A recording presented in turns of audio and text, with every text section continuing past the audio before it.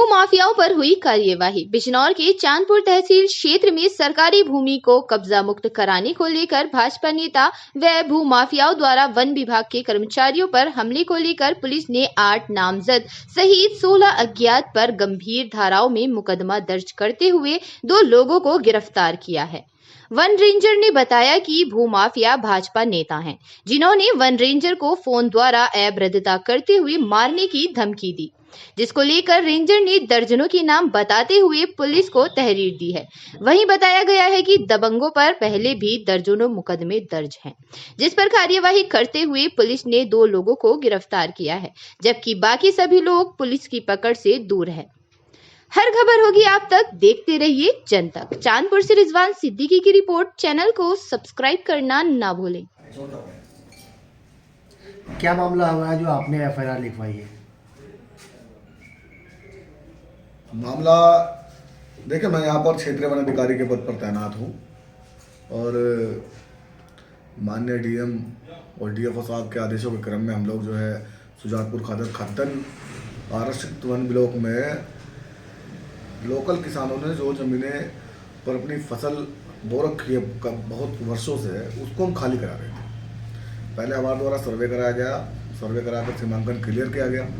Clear होने के बाद सबकी सहमति से उसे हम खाली करा रहे थे। लेकिन जब उसे लगभग 23 हेक्टेयर भूमि में जब हम 15 हेक्टेयर भूमि खाली करा चुके, उसके बाद आगे बढ़ रहे थे, तो हमें अचानक जो है 2-3 दिन पहले कपिल पुत्र रघुराज निवासी गोकुल नगर का फ़ोन आया और उसने हमसे बहुत बदतमीजी की, गालियाँ दी कि तू कौन है, तू कौन होता है, तू खाली कैसे कराएगा, ये मेरे आदमी है, और मतलब इस तरह से उसने हमें कहा। लेकिन हमने उसको इग्नोर किया। हम अगले दिन फिर भी गए, क्योंकि सरकारी कार्य है, तो सरकारी कार्य में जो है हमें जाना है, हमारा कर्तव्य है।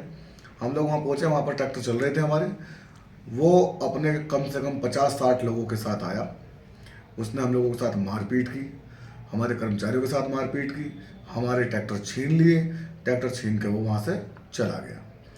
और जो है वो सारी की सारी भूमि धारा 20 की भूमि है, आरक्षित वन क्षेत्र की भूमि है।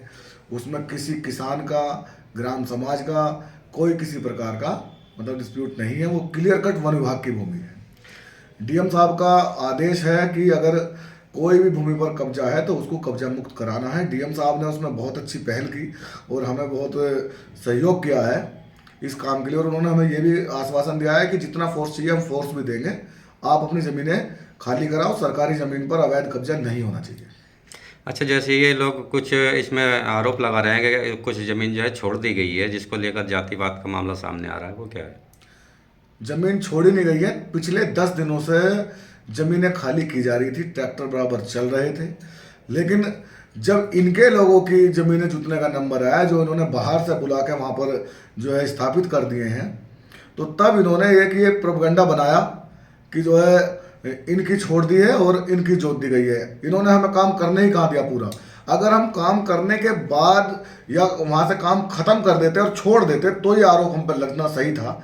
अभी तो काम चल रहा है, वहाँ छोड़ा किसने? आप कह रहे हैं कि वन भूमि जो है वन क्षेत्र की है, तो इनका क्या पर्पज़ है इस भूमि पर? इनका कोई पर्पज़ नहीं है। दरअसल क्या है कि गंगा बाढ़ ग्रसित क्षेत्र है, उस पर जो है